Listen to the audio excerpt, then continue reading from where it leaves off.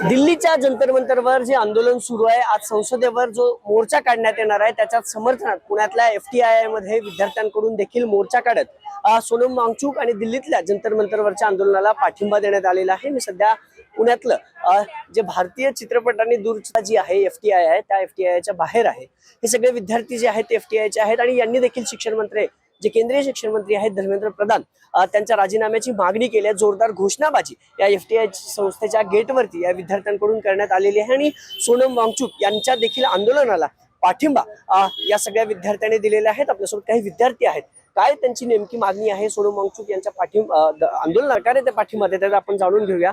दादा, काय मागणी आहे तुमची नेमकी? दिल्लीतल्या आंदोलनाला तुम्ही पाठिंबा देताय का? आज पुन्हा लाठीचार्ज झालाय तिथल्या विद्यार्थ्यांवर असं देखील कळतं। मागणी खूप क्लिअर आहे। धर्मेंद्र प्रधान जे आपले शिक्षण मंत्री आहेत त्यांचा आम्हाला राजीनामा हवा आहे, ही खूप क्लिअर कट मागणी आहे। गेल्या 1.5 महिन्यांपासून आंदोलन सुरू आहे कॉर्पोरेट जनता पार्टीचं आणि त्याबरोबर सोनम वांगचुक जेव्हा जोडल्या गेले त्या सोनम वांगचुक जेव्हा स्टेजवर आमरण उपोषण करत होते त्या उपोषणाच्या मधून त्यांना उठून घेऊन जाणं हे मला वाटतं काहीतरी लोकशाहीची आणि आपल्या कॉन्स्टिट्यूशनची हत्या आहे आणि हे खूपच आपण जे आता वेळेत चाललो आहे हे खूप मला असं वाटतं खूप चुकीच्या ठिकाणी आपला देश पोहोचतोय आणि सगळे युवा म्हणूनच आम्ही आज आमचं स्टुडंट असोसिएशन FTIचं जे आहे ते आम्ही एकत्र आलो आहोत। आमची मागणी एक आहे की धर्मेंद्र प्रधाननी इस्तिफा द्यावा। तुम्ही जोरदार घोषणाबाजी केली। FTIचं जे दार आहे तिथं तुम्ही चालत आलात मुख्य प्रवेशद्वारावर, एवढे सगळे विद्यार्थी होते, जेबीमची घोषणाबाजी झाली। सरकार तुमच्या सगळ्यांची नारेबाजी घोषणाबाजी ऐकलं असं तुम्हाला वाटतंय विद्यार्थ्यांना? म्हणून सरकारला ऐकावंच लागेल, सरकारला ऐकावंच लागेल। आमचा अजूनही विश्वास आहे आमच्या कॉन्स्टिट्यूशनवर, आमच्या लोकशाहीवर, डेमोक्रेसीवर आमचा विश्वास आहे आणि अनडेमोक्रेटिक कितीही गोष्टी त्यांनी केल्या तरी स्टुडंट्सचं त्यांना ऐकावं लागेल। कधीतरी आम्ही पोहोचू त्यांच्यापर्यंत।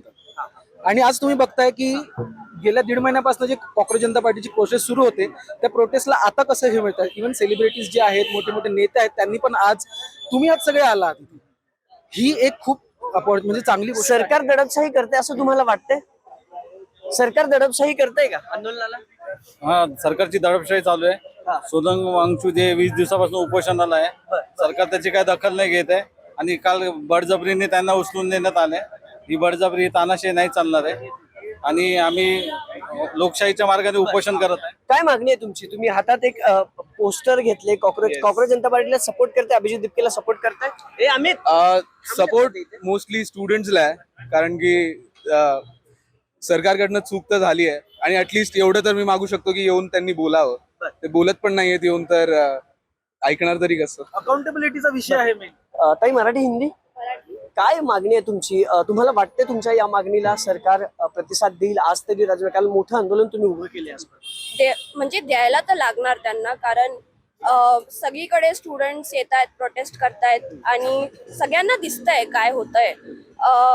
एवढे पेपर लीक्स होणे, हे एवढे मोठे एक्झाम्स असतात, एंट्रन्सेस असतात, स्टुडंट्स खूप तयारी करतात, आपलं 2-2 वर्ष 1-1 वर्ष त्याच्यासाठी देतात आणि त्याच्यानंतर जर असं करप्शन होत असेल आणि म्हणजे असं होत असेल त्यांच्यासोबत, तर हे चुकीचं आहे। हे त्यांच्यासोबत इनजस्टिस आहे, स्टुडंट सोबत खूप मोठा अन्याय होतोय, तर ह्याच्या खिलाफ आम्ही आवाज उठवतोय। पण ते तुमची नेमकी मुख्य मागणी काय आहे? आता या मोर्चातून किंवा या प्रोटेस्टमधून तुम्ही नेमकी मागणी काय करताय केंद्र सरकार?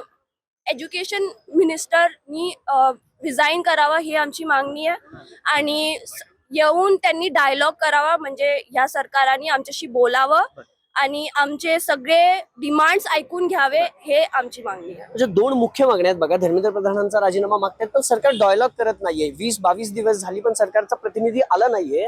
तुम्हाला वाटते का की सरकारच्या प्रतिनिधींनी आज तरी यावं आणि विद्यार्थ्यांशी जंतर मंतरवर चर्चा करावी?